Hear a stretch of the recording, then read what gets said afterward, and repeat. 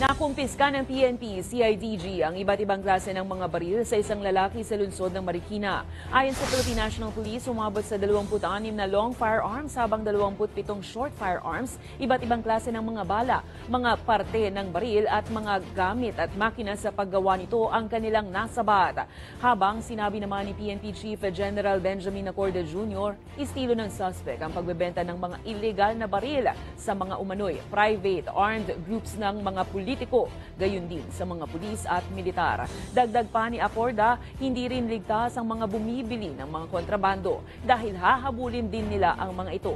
Naharap ang suspect sa kasong paglabag sa Republic Act 10591 o Comprehensive Firearms and Ammunition Regulation Act sa Marikina City Prosecutor's Office. The investigation further revealed that the suspect uses his establishment and social media to trade unlicensed firearms, wherein among his customers are high-profile gun enthusiasts, politicians with alleged private armies, and some uniformed personnel from the police and military.